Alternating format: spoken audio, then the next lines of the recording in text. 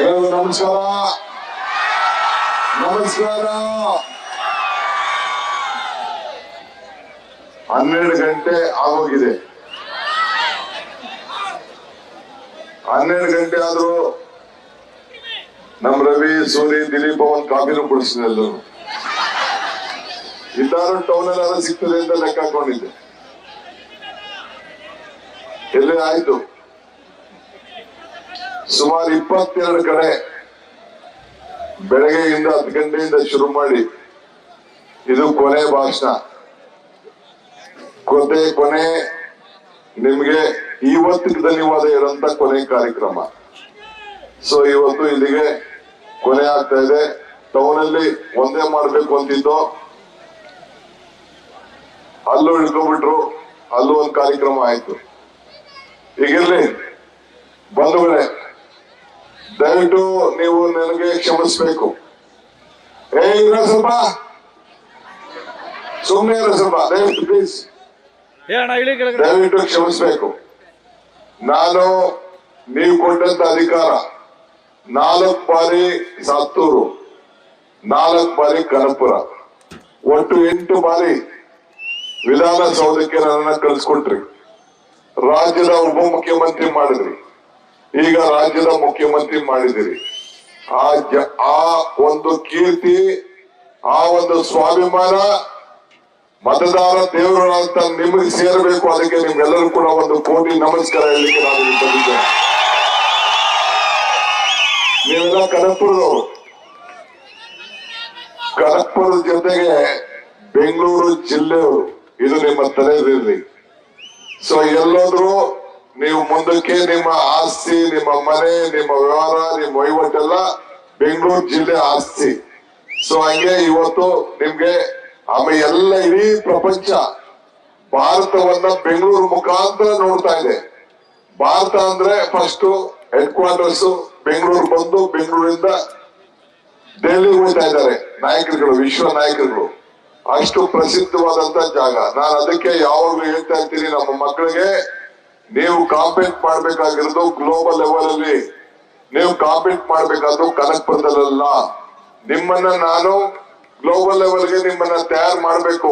ಇದನ್ನ ನೀವು ಗಮನದಲ್ಲಿ ಕೊಡಿ ಅಂತೇಳಿ ನಾನು ಅದಕ್ಕೆ ಯಾವಾಗಲೂ ಕೂಡ ನಮ್ಮ ಪ್ರತಿಭಾ ಪುರಸ್ಕಾರ ಸಂದರ್ಭದಲ್ಲಿ ನಿಮ್ಮೆಲ್ಲರೂ ಕೂಡ ನಮ್ಮ ಮಕ್ಕಳಿಗೆ ಬುದ್ಧಿವಾದವನ್ನ ಹೇಳ್ತಾ ಇರ್ತೀರಿ. ಇದು ನೀವು ತಲೆಯಲ್ಲಿ ಇಟ್ಕೊಳ್ಬೇಕು. ಇವತ್ತು ಈ ಕನಕಪುರ ಏನಿದೆ, ಎಲ್ಲರಿಗೂ ಕೂಡ ಶಕ್ತಿ ಮೀರಿ ರಾಜ್ಯದಲ್ಲಿ ಹೋರಾಟ ಮಾಡಿದೀನಿ. ಒಪ್ಕೊತಿರಲ್ಲ? ಏನು ಹೋದ ಎಲೆಕ್ಷನ್ ಅಲ್ಲಿ ಮಾತು ಕೊಟ್ಟಿದ್ದೆ. ಸುಮ್ಮನೆ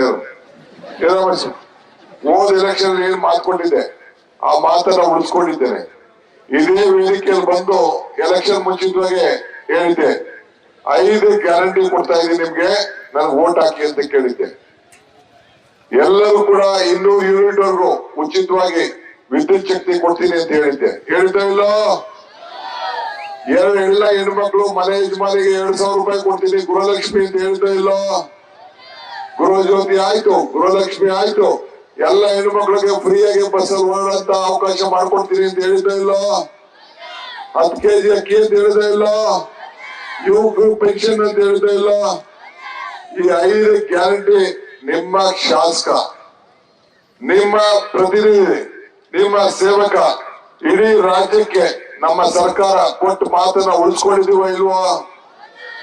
ಒಂದೇ ಒಂದು ನನಗೆ ನೋವಾಗಿತ್ತು. ಏನಪ್ಪಾ ಅಂದ್ರೆ, ನಿಮ್ಗೆ ನಾನು ಒಂದು ಮೆಡಿಕಲ್ ಕಾಲೇಜು ಹಾಸ್ಪಿಟಲ್ ಮಾಡ್ತೀನಿ ಅಂತ ಹೇಳಿದ್ದೆ. ಬಿಜೆಪಿ ಅವರು ಅದನ್ನ ತಗೋಬಿಟ್ರು. ಹಿಂದೆ ಮುಂಜೂರು ಮಾಡಿಸಿದ್ದೆ. ನಮ್ ಸರ್ಕಾರ ಬಂದಿದೆ ಮಾಡ್ತೀನಿ ಅಂತ ಹೇಳಿದ್ದೆ. ಈಗೆಲ್ಲ ತಯಾರು ಮಾಡಿದ್ದೀನಿ, ಟೆಂಡರ್ ಆಗಿದೆ. ಇನ್ನೊಂದು 20 ದಿನದಲ್ಲಿ ಈಗಾಗಲೇ ಅದಕ್ಕೆಲ್ಲ ಸಣ್ಣ ಪಣ್ಣ ಕೆಲಸಕ್ಕೆಲ್ಲ ಪೂಜೆ ನಡೆದಿದೆ. ನಾಳೆ ಬಂದು ನೀವೆಲ್ಲ ಬರ್ಬೇಕು.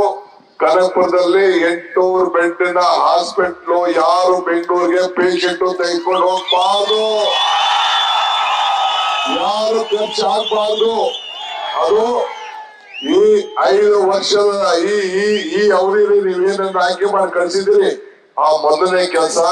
ನಿಮ್ಮೆಲ್ಲರೂ ಕೂಡ ಆರೋಗ್ಯಕ್ಕೆ ಹಣ ಖರ್ಚು ಆಗ್ಬಾರ್ದು. ನಾನು ಹಿಂದೆ ಮಂತ್ರಿ ಆಗಿದ್ದಾಗ ದಯಾನಂದ ಸಾಗರ್ಗೆ ಪ್ರೈವೇಟ್ ಪರ್ಮಿಷನ್ ಕೊಟ್ಟೆ, ನೀನ್ ಮನೇಲಿ ಮಾಡಪ್ಪ, ನಾನು ಸಹಾಯ ಮಾಡ್ತೀನಿ ಅಂತ. ಅವರು ಅಷ್ಟೋ ಮಾಡಿದ್ದಾರೆ. ಆದ್ರೆ ಇದು ಗವರ್ಮೆಂಟ್ ಹಾಸ್ಪಿಟ್ಲು, ಗವರ್ಮೆಂಟ್ ಕಾಲೇಜು. ಇಲ್ಲಿ ಒಂದು 100 ಜನ ಡಾಕ್ಟರ್ಗಳು ಬಂದು ಕನಕಪುರದಲ್ಲಿ ಮುಂದಕ್ಕೆ ವಾಸ ಮಾಡ್ತಾರೆ. 100-150 ಜನ ಬಂದು ಸುಮಾರು ಒಂದು 500 ಜನ ಅಷ್ಟು ಬೇರೆ ನರ್ಸ್ಗಳು ಅವರು ಇವರೆಲ್ಲ ಇರ್ತಾರೆ. ಸಾವಿರಾರು ಮನೆಗಳು ಮುಂದಕ್ಕೆ ಬಾಡಿಗೆಗೆ ತಯಾರಾಯ್ತದೆ. ಸೊ ಹಂಗೆಲ್ಲ ಕೂಡ ಅವಕಾಶ ಇದೆ. ಅದಕ್ಕೆ 25 ಎಕರೆಯಲ್ಲಿ ಈಗಾಗಲೇ ಹೌಸಿಂಗ್ ಬೋರ್ಡ್ ಇಂದ ಖರೀದಿ ಮಾಡಿದೀವಿ, ಹೌಸಿಂಗ್ ಬೋರ್ಡ್ ಇಂದ ತಗೊಂಡಿದೀವಿ, ದುಡ್ಡು ಕಟ್ಟಿದೀವಿ, ಸ್ಯಾಂಕ್ಷನ್ ಆಗಿದೆ. ಈಗ ಏನಾದ್ರು ಕೆಲಸ ಆಗ್ಬೇಕು. ನಾನು ಯಾಕೆ ಈ ಮಾತು ಹೇಳ್ತಾ ಇದ್ದೀನಿ ಅಂದ್ರೆ ಇದು ನನ್ನ ಕರ್ತವ್ಯ, ನಿಮ್ಮ ಪ್ರತಿನಿಧಿ. ಈ ತಾಲೂಕಿಗೆ ನೀವು ಇಷ್ಟು ಈಗ ನೋಡಿ, ಇಲ್ಲಿ ಕಾಂಕ್ರೀಟ್ ರೋಡ್ ಮಾಡಿಸ್ದೆ. ಕೆಲವರು ಯಾರು ಬಂದು ನನಗೆ ನಾವು ಮಾಡುದು ಸೆಂಟ್ರಲ್ ಗೌರ್ಮೆಂಟ್ ದುಡ್ಡು. ಏನ್ ಸೆಂಟ್ರಲ್ ಗೌರ್ಮೆಂಟ್ ದುಡ್ಡು? ಯಾರು ಬಂದ್ರು? DK ಸುರೇಶ್ ಇಲ್ಲ ಅಂದ್ರೆ ಈ ಕಾಂಕ್ರೀಟ್ ರೋಡ್ ಬತ್ತಿತ್ತಾ? ಓದಿ ಆಯ್ತಪ್ಪ, ಒಂದು ಒಳ್ಳೆ ಪೆನ್ಷನ್ ಯಾರು ಮಾಡ್ಕೊಂಡಿದಾರ? ನಾನೀಗ ಚರ್ಚೆ ಮಾಡಕ್ ಹೋಗುದಿಲ್ಲ, ನನಗೆ ಪಾರ್ಟಿ ಇಲ್ಲ, ಪಕ್ಷಕ್ಕೆ ಹೋಗುದಿಲ್ಲ. ಈಗ ನಾನು ಎಲ್ಲರಿಗೂ ಕೂಡ ನಾನು ಈಗಾಗಲೇ ಬೆಳಗ್ಗೆಯಿಂದ ಕೇಳ್ತಾ ಇದ್ದೀನಿ, ದಳದವ್ರಿಗೆ ಬಿಜೆಪಿ ಅವ್ರಿಗೆ ಟೈಮ್ ವೇಸ್ಟ್ ಮಾಡ್ಕೋಬೇಡಿ. ಈಗ ಮತ್ತೊಬ್ಬ DK ಶಿವಕುಮಾರ್ನ ದಳದಲ್ಲಾಗ್ಲಿ ಬಿಜೆಪಿಯಲ್ಲಿ ಕನಕಪುರದಲ್ಲಿ ತಯಾರು ಮಾಡಕ್ ಆಯ್ತದ? ನಾನ್ ರೆಡಿಮೇಡ್ ಗಂಡು. ನನ್ ಬಿಟ್ಬಿಟ್ಟು ಇನ್ನೇನೋ ಹೊಸದಾಗಿ ನಾವು ಮಾಡ್ತೀನಿ ಅಂತಾರೆ, ಅದನ್ನ ಬಿಟ್ಬಿಡ್ಬೇಕು. ಇನ್ ನಾನ್ ಹೇಳಿದೀನಿ, ಯಾರು ನಮ್ ಲೀಡ್ಗಳು ತಪ್ಪು ಮಾಡಿರ್ಬೋದು, ಇಲ್ಲ ನನ್ನಿಂದ ಏನಾದ್ರು ತಪ್ಪಾಗಿರ್ಬೋದು, ಗೊತ್ತಿಲ್ಲದೆ ತಪ್ಪಾಗಿರ್ಬೋದು, ಇಲ್ಲ ನಮ್ ಕಾರ್ಯಕರ್ತ ತಪ್ಪು ಮಾಡಿರ್ಬೋದು. ದಯವಿಟ್ಟು ಇರೋ ಸುಮ್ನೆ ಲೀಡ್ಗಳು ತಪ್ಪು ಮಾಡಿರ್ಬೋದು, ದಯವಿಟ್ಟು ಕ್ಷಮಿಸಿ. ಇನ್ನ ನನ್ನ ಮನೆ ಬಾಗಿಲು ತೆರೆದಿದೆ. ಇಲ್ಲೊಂದು ಪ್ರತ್ಯೇಕವಾದಂತ ಚೀಫ್ ಮಿನಿಸ್ಟರ್ ಕಚೇರಿ ಅಂತ ಇಲ್ಲಿ ಬಂದು ಓಪನ್ ಆಯ್ತದೆ. ಎಲ್ಲ ಯಾರು ಬೇಕಾದ್ರೂ ಅರ್ಜಿನ ಅಲ್ಲಿ ಕೊಡ್ಬೋದು. ಅವನ ಅರ್ಜಿನ ತಂದು ಸಾಯಂಕಾಲ ನನ್ಗೆ ಕೊಡ್ತಾನೆ. ನಾನು ಸುರೇಶ್ ನೋಡ್ತೀವಿ, ಯಾರಿಗೆ ಏನ್ ಮಾಡ್ಬೋದು ಸಹಾಯ ಮಾಡ್ತೀವಿ. ಮುಂದಕ್ಕೆ ಏನೇನ್ ಅಭಿವೃದ್ಧಿ ಕೆಲಸ ಕನಕಪುರಕ್ಕೆ ಮಾಡ್ಲಿಕ್ಕೆ ಸಾಧ್ಯನೋ ಸಮಗ್ರವಾಗಿ ಮಾಡ್ತೀವಿ. ಈಗಾಗಲೇ ನಾನು ಹೇಳಿ ಬಂದಿದ್ದೀನಿ, ರಾಮನಗರ ರೋಡ್ ಅಲ್ಲಿ ಯಾರ ಮಾತು ಕೇಳೋದಿಲ್ಲ. ಯಾವ ಕೋರ್ಟ್ಗಾರ ಹೋಗಿ ಏನಾದ್ರು ಮಾಡ್ಕೊಳ್ಳಿ, ರೋಡ್ ಹೊಡೆಯದೆ ಅಂತ ಹೇಳ್ಬಿಟ್ಟಿಲ್ಲ.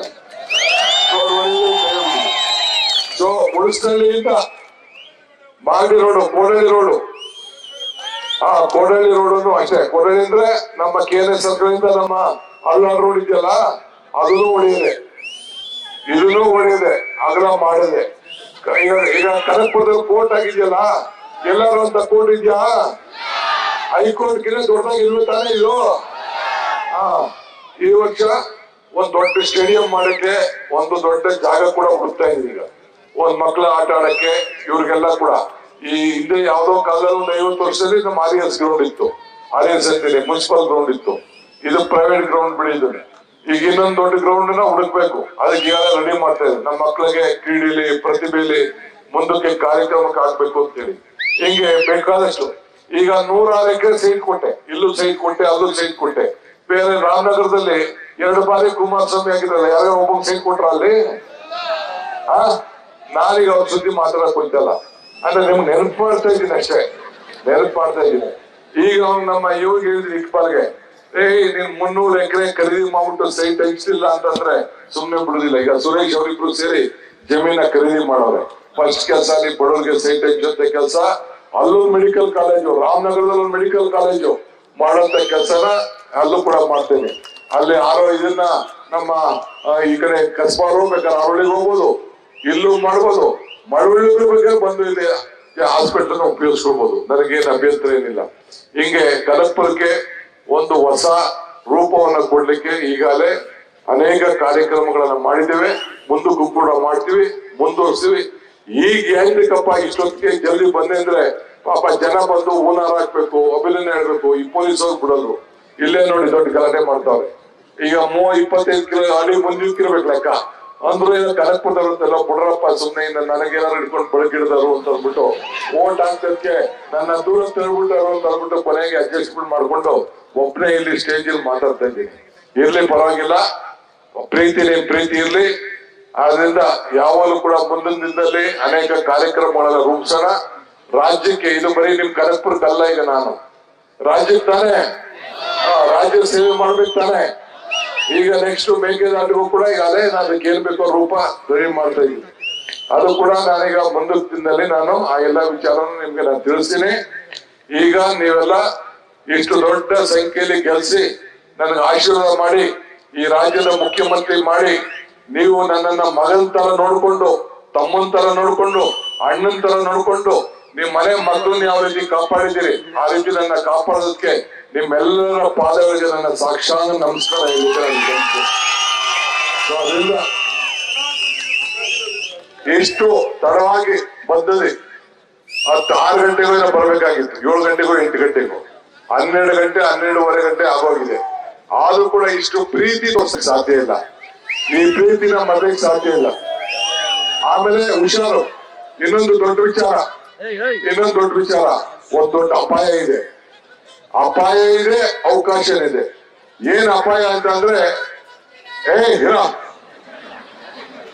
ಏನಪ್ಪಾ ಅಂತಂದ್ರೆ SIR ಅಂತ ಬಂದಿದೆ, ಮತದಾರರ ಪರೀಕ್ಷೆ.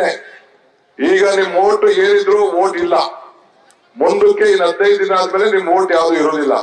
ಆ ಓಟ್ ಅನ್ನ ಮತ್ತೆ ನೀವು ಅರ್ಜಿ ಕೊಟ್ಟಾಗ ಮಾತ್ರ ನಿಮ್ ಓಟ್ ಸೇರ್ತದೆ. ಇರೋ ಸ್ವಲ್ಪ 2 ನಿಮಿಷ.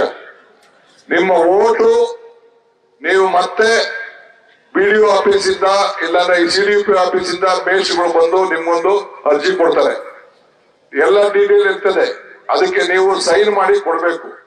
ನೀವೇನಾದ್ರು ಸೈನ್ ಮಾಡಿ, ನಾನು ಕೂಡ ಈಗ ನಾನು ಬೆಂಗಳೂರಲ್ಲಿ ಇದ್ದೀನಿ, ನಾನು ದೊಡ್ಡಾಲಲ್ಲಿ ಓಟ್ ಇದೆ, ನಾನು ಬೆಂಗಳೂರಲ್ಲಿ ಇದ್ದೀನಿ ಅಂತ ಅಂದ್ಬಿಟ್ಟು ದೊಡ್ಡಾಲಲ್ಲಿಗೆ ನಾನು ಅಲ್ಲಿ ವಾಪಸ್ ಅಲ್ಲಿ ಚೀಟಿ ಕೊಡ್ಲಿಲ್ಲ ಅಂದ್ರೆ, ಅರ್ಜಿ ಕೊಡ್ಲಿಲ್ಲ ಅಂದ್ರೆ ನನ್ನ ಓಟ ಹೊಂಟೋಯ್ತದೆ.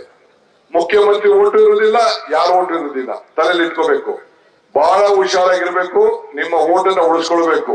ನೀವು ಓಟ್ ಉಳಿಸ್ಕೊಳ್ಳಿಲ್ಲ ಅಂದ್ರೆ ಯಾರಿಗೂ ಕರೆಂಟ್ ಫ್ರೀ ಸಿಕ್ಕುದಿಲ್ಲ, ಯಾರಿಗೂ 10 kg ಅಕ್ಕಿ ಬಡವ್ರಿಗೆ ಯಾರು ಕೊಡ್ತಾ ಇದೀವಿ ಸಿಕ್ಕುದಿಲ್ಲ, ವಿಡೋ ಪೆನ್ಷನ್ ಸಿಕ್ಕುದಿಲ್ಲ, OAP ಸಿಕ್ಕುದಿಲ್ಲ, ಭಾಗ್ಯಲಕ್ಷ್ಮಿ ಇದು ಗೃಹಲಕ್ಷ್ಮಿ ಸಿಕ್ಕುದಿಲ್ಲ, ಗೃಹಜ್ಯೋತಿ ಸಿಕ್ಕುದಿಲ್ಲ. ಇದು ಹುಷಾರಾಗಿರ್ಬೇಕು. ಯಾವುದೇ ಪಾರ್ಟಿ ಇರಲಿ, ಮತದಾನದ ಹಕ್ಕು ಕೊಡಬೇಕು, ನನ್ನ ಡ್ಯೂಟಿ. ಯಾರೋ ಹೇಳ್ತಾರೆ ಅವ್ನು ನನ್ಗೆ ಓಟ್ ಹಾಕುದಿಲ್ಲ, ಅದಕ್ಕೆ ಅವ್ನು ಓಟ್ ಕಿತ್ತಾಕ್ಬಿಡೋಣ, ನಾನು ಆ ಕೆಲಸ ಮಾಡಕ್ ಹೋಗುದಿಲ್ಲ. ಅವ್ರ ಡ್ಯೂಟಿ ಅವ್ರು ಏನ್ ಬೇಕಾದ್ರೆ ಮಾಡ್ಕೊಳ್ಳಿ. ನನ್ನ ಮನೆ ಬಾಗಿಲು ತೆರೆದಿದೆ. ಎಲ್ಲ ದಳ BJP ಎಲ್ಲ ಪಾರ್ಟಿ ಕಾರ್ಯಕರ್ತರು ಕೇಳ್ಕೊಳ್ಳೋದು ಇಷ್ಟೇ, ನೀವು ನನ್ನ ಸ್ವೀಕಾರ ಮಾಡಿದ್ದೀರಿ, ರಾಜ್ಯದ ಮುಖ್ಯಮಂತ್ರಿ, ನಿಮ್ ಕ್ಷೇತ್ರದ ಒಬ್ಬ ಶಾಸಕರಾಗಿದ್ದೀನಿ. ನಾನು ಎಷ್ಟೇ ದೊಡ್ಡ ಅಧಿಕಾರದಲ್ಲಿದ್ದು ಈ ಬೋಳೇರಿಯಿಂದ ಕೆಳಗಡೆ ನಾನು ಮುಖ್ಯಮಂತ್ರಿ ಅಲ್ಲ, ಬೋಳೇರಿಯಿಂದ ಕೆಳಗಡೆ ನಿಮ್ ಸೇವಕ, ಈ ತಾಲೂಕಿನ ನಿಮ್ ಸೇವಕ. ಅದನ್ನ ನಾನು ತಲೆಗೆ, ನನಗೆ ಮುಖ್ಯಮಂತ್ರಿ ಆಗೋಗಿದ್ದೀನಿ ಅಂತೇಳಿ ನನಗೆ ಅಧಿಕಾರದ ಮತ್ತು ನನ್ನ ತಲೆಗೆ ಹೋಗುದಿಲ್ಲ, ತಲೆ ಕೆಡಿಸ್ಕೊಳಕ್ ಹೋಗ್ಬೇಡಿ. ಚಿಕ್ಕ ವಯಸ್ಸಲ್ಲೇ ಮಂತ್ರಿ ಆದವ್ ನಾನು ಬಂಗಾರಪ್ಪ ಸಂಪುಟದಲ್ಲಿ. ಅಧಿಕಾರ ಏನಿರ್ತದೆ ಅನ್ನೋದು ನನಗೆ ಗೊತ್ತಿದೆ. ಆದ್ರೆ ಇದು 2 ವರ್ಷದ ಮುಖ್ಯಮಂತ್ರಿ ಆದ್ರೆ ಸಾಲದು, ಇನ್ನ 2028ಕ್ಕೆ ಮತ್ತೆ ಇದೇ ರೀತಿ ನೀವು ನನ್ಗೆ ಆಶೀರ್ವಾದ ಮಾಡಿ ಕಳಿಸ್ಬೇಕು. ಗ್ಯಾರಂಟಿ ತಾನೇ? ಎಲ್ಲಿ ಗ್ಯಾರಂಟಿ ಇದ್ರಪ್ಪ? ಯಾಕೆಂದ್ರೆ ರಾಜ್ಯ ಪ್ರವಾಸ ಮಾಡ್ಬೇಕು, ಪಕ್ಷ ಕಟ್ಟಬೇಕು. ನನ್ನ ಮೇಲೆ ಜವಾಬ್ದಾರಿ ಇಟ್ಟು ಮಲ್ಲಿಕಾರ್ಜುನ್ ಖರ್ಗೆ ಅವರು, ರಾಹುಲ್ ಗಾಂಧಿ ಅವರು, ಸೋನಿಯಾ ಗಾಂಧಿ ಅವರು ಈ ಅಧಿಕಾರವನ್ನು ಕೊಟ್ಟಿದ್ದಾರೆ. ನೀನು ಸಿದ್ದರಾಮಯ್ಯನವರು ಮುಂದಕ್ಕೆ ಮತ್ತೆ ಪ್ರವಾಸ ಮಾಡ್ಬೇಕು, ಈ ಪಕ್ಷ ಉಳಿಸ್ಬೇಕು, ಸರ್ಕಾರ ತರಬೇಕು ಅಂತಾರೆ. ಡೆಲ್ಲಿಲಿ ಯಾವ ಪಾರ್ಟಿ ಏನಾಗಿರ್ತದೆ ಅಂತ ನಾನು ಚರ್ಚೆ ಮಾಡಕ್ ಹೋಗುದಿಲ್ಲ. ಇಲ್ಲಿ ನಿಮ್ ಯಾರನ್ನೂ ಅಳ್ಳಾಡ್ಸಕ್ಕಾಗಲ್ಲ. ನಿಮ್ದೇ ಸರ್ಕಾರ ಮತ್ತೆ ಇರ್ತದೆ. ಆದ್ರೆ ನೀವು ಎಲ್ಲರೂ ವಿಶ್ವಾಸಕ್ಕೆ ತಿಳ್ಕೊಂಡು ಹೋದ ಎಲೆಕ್ಷನ್ಕಿನ್ನ ಅತಿ ಹೆಚ್ಚು ಮತವನ್ನ ಕೊಡಿಸ್ಬೇಕು. ಪಾರ್ಲಿಮೆಂಟ್ ಒಳಗಡೆ ಹೆಚ್ಚು ಕಮ್ಮಿ ಆಯ್ತು. ಇರ್ಲಿ, ನಾನು ಅದನ್ನ ಚರ್ಚೆ ಮಾಡಕ್ ಹೋಗುದಿಲ್ಲ. ತಪ್ಪಾಗಿದ್ದ ಸರಿ ಮಾಡ್ಕೊಂಡ, ನಮ್ಮಲ್ಲೇ ಏನೋ ತಪ್ಪಾಯ್ತು, ಅದಕ್ಕೆ ಓಟ್ ಕಡಿಮೆ ಆಯ್ತು. ಇಲ್ಲ ಅಂದ್ರೆ ಸುರೇಶ್ ಅವರು ಗೆಲ್ಲೇಬೇಕಾಗಿತ್ತು. ಎಣ್ಣೆ ಅಷ್ಟು ದೊಡ್ಡ ಹಂತದಿಂದ ನಾನು ಒಂದು 75,000 ನೀರು ಬರ್ತದೆ ಅಂದ್ಕೊಂಡಿದ್ದೆ. 28, 30,000, 28, 29,000ಕ್ಕೆ ಉಳ್ಕೊಳ್ತು. ದಯವಿಟ್ಟು ಆ ಯಾಮಾರಕ್ಕೆ ಹೋಗ್ಬೇಡಿ. ಮುಂದಕ್ಕೆ ನಿಮ್ಗೆ ಗೌರವನ ಉಳಿಸುವಂತ ಕೆಲಸ ಮಾಡಿದಿರಿ. ಈ ಕ್ಷೇತ್ರಕ್ಕೆ ದುಡಿದಿದ್ದೀನಿ. ಪ್ರತಿಯೊಂದು ಕುಟುಂಬದ ಸ್ವಾಭಿಮಾನದ ಬದುಕಿಗೆ ಗೌರವನ ತಂದಿದ್ದೀನಿ. ಇವತ್ತು ಎಲ್ಲ ಯುವಕರು, ಮಕ್ಕಳು ಪ್ರತಿಭೆಗಳನ್ನ ಹೆಚ್ಚಲಿಕ್ಕೆ ಏನೆಲ್ಲ ಕಾರ್ಯಕ್ರಮ ರೂಪಿಸ್ಬೇಕು ಆ ಕೆಲಸ ಮಾಡ್ತಾ ಇದೀನಿ. ಇಷ್ಟು ದೊಡ್ಡ ಸಂಖ್ಯೆಯಲ್ಲಿ ಬಂದು ನನಗೆ ಆಶೀರ್ವಾದ ಮಾಡ್ಲಿಕ್ಕೆ ತಾವೆಲ್ಲ ಬಂದಕ್ಕೆ ಮತ್ತೊಮ್ಮೆ ನಿಮ್ಮೆಲ್ಲರೂ ಕೂಡ 1 ಕೋಟಿ ನಮಸ್ಕಾರ ಹೇಳಿ ಇಷ್ಟು ಮತ್ತೆ ನಿಮ್ಮನ್ನ ಇನ್ ಯಾವ್ದಾದ್ರು ಕಾರ್ಯಕ್ರಮದ ಮುಖಾಂತರ ನಿಮ್ಮನ್ನೆಲ್ಲ ಭೇಟಿ ಮಾಡ್ತೀನಿ. ಎಲ್ಲರಿಗೂ ನಮಸ್ಕಾರ. ಎಲ್ಲರಿಗೂ ಬೋಲೋ ಭಾರತ್ ಮಾತಾ ಕಿ, ಕನಕಪುರದ ಮತದಾರರಿಗೆ ಅಷ್ಟೇ ಇಷ್ಟು ಹೇಳಿ ಹಾಕ್ಸೋದ್ರೆ ಯಾರು. ನ್ಯೂಸ್ ಫಸ್ಟ್ ನಿರ್ಭೀತಿಯಿಂದ ನಿಮ್ಮ ಪರವಾಗಿ.